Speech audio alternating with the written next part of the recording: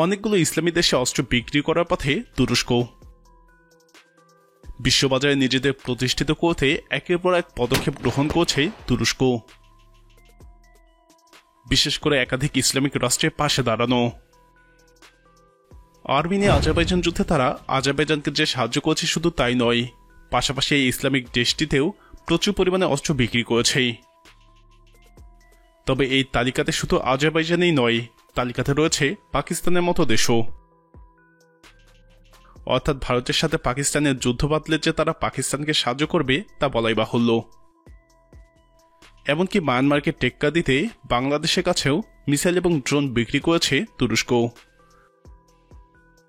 তাদের এই সাহায্যের পিছনে অন্যতম প্রধান উদ্দেশ্যই অস্ত্র ব্যবসা। আজারবাইজানকে যুদ্ধের সাহায্যের পাশাপাশি পাকিস্তানের হয়ে ভারতের বিরুদ্ধেও কথা বলার মধ্যে প্রধান কারণ হল তাদের অস্ত্র ব্যবসায়ী। সাম্প্রতিককালে আজারবাইজান থেকে শুরু করে পাকিস্তানের কাছে প্রচুর পরিমাণে অস্ত্র বিক্রি করেছে তুরস্ক, যার ফলে অস্ত্র ব্যবসাতে পৃথিবীর অনেক দেশকেই পিছনে ফেলে দিয়েছে তুরস্ক। 2021 সালে প্রথম 3 মাসে আমেরিকার কাছে $886 মিলিয়ন অস্ত্র বিক্রি করেছিল তুরস্ক। পাশাপাশি প্রচুর অর্ডার রয়েছে এখন তাদের হাতে। 2019 সালের জানুয়ারি মাস থেকে ডিসেম্বর পর্যন্ত $2.72 বিলিয়ন অস্ত্র বিভিন্ন দেশে বিক্রি করেছে তুরস্ক। 2020 সালে করোনার কারণে অস্ত্র বিক্রি হ্রাস পেয়েছিল। তারা শেষ অর্থ বছরে প্রায় $1.41 বিলিয়ন অস্ত্র ব্যবসা করেছে। তবে আমেরিকার F-35 প্রজেক্টে বাদ পড়ার কারণে বেশ কিছুটা ক্ষতি হয়েছে তাদের। বিশেষ করে তুরস্ক আমেরিকার F-35 যুদ্ধ বিমানের ল্যান্ডিং গিয়ার, ফিউজালের সহ শতাধিক স্পেয়ার পার্টস তৈরি করে লকহিড মার্টিনের এভিয়েশন কর্পোরেশন ম্যানুফ্যাকচারিং প্ল্যান্টে রপ্তানি করত। আর সেই কারণে এই আর্থিক ক্ষতির পরিমাণ দাঁড়িয়েছে $2 বিলিয়ন। তবে 2023 সালে তারা আবারও বিরাটভাবে যে ব্যবসা করতে চলেছে তার ইঙ্গিত স্পষ্ট। আমেরিকার সাথে সম্পর্ক খারাপ হলেও বর্তমানে আমেরিকাই তাদের সবথেকে বেশি অর্থের অস্ত্র ক্রয় করে থাকে। গত বছরের জানুয়ারি থেকে মার্চে অর্থাৎ প্রথম ত্রৈমাসিকে $386 মিলিয়ন অস্ত্র আমেরিকার কাছে রপ্তানি করেছে তারা, যা আগে থেকে 56% পর্যন্ত বেশি ছিল। পাশাপাশি আজারবাইজানের মতো দেশকে তারা $117 মিলিয়ন অস্ত্র রপ্তানি করেছে। $90 মিলিয়ন বেশি অস্ত্র রপ্তানি করা হয়েছে সংযুক্ত আরব আমিরাতে। 2021 সালে তুরস্কের সামরিক সরঞ্জাম আমদানিকারী দেশগুলোর তালিকায় 3য় স্থানে রয়েছে সংযুক্ত আরব আমিরাত।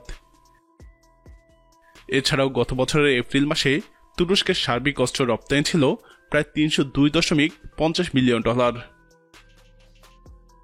একাধিক সূত্রে খবর অনুযায়ী 2010 সাল থেকে 2019 সাল পর্যন্ত তুরস্ক বিশ্ববাজারে অস্ত্র এবং সামরিক সরঞ্জাম রপ্তানি আশ্চর্যজনকভাবে 240% বৃদ্ধি পেয়েছে।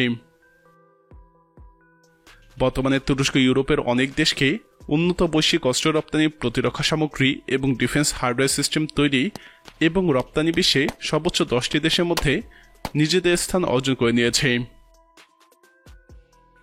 তুরস্কের যে অত্যাধুনিক যুদ্ধাস্ত্রগুলো রয়েছে তার মধ্যে উল্লেখযোগ্য হল কাম্বার ড্রোন, বায়রাক্টার TB2, আনকা-S জাতীয় ড্রোন। ইউক্রেন, সিরিয়া, লিবিয়া এবং নাগোর্নো-কারাবাখ যুদ্ধে ব্যাপক সাফল্য অর্জন করায় বিশ্বে বর্তমানে এগুলোর চাহিদা এবং জনপ্রিয়তা অনেকটাই বেড়ে গেছে। তুরস্ক বর্তমানে তাদের নিজস্ব প্রযুক্তি combat and non combat drone, air defence system, যুদ্ধজাহাজ, tank, multiple rocket launch system, guided anti tank missile, cruise missile এবং বিভিন্ন ধরনের উচ্চ প্রযুক্তির ডিফেন্স সলিউশন সিস্টেম তৈরি এবং রপ্তানি করছে। একাধিক সূত্র মতে 2025 সালের মধ্যেই তুরস্কের সার্বিক অস্ত্র রপ্তানি $6 বিলিয়ন কাছাকাছি হতে চলেছে। প্রিয় দর্শক, সামনের বছরগুলোতে তুরস্কের অস্ত্রশিল্প কোথায় যেতে পারে বলে আপনি মনে করেন? আপনার মতামত কমেন্টে জানান। নিয়মিত এরকম ভিডিও পেতে আমাদের চ্যানেলটি সাবস্ক্রাইব করে আমাদের সাথেই থাকুন।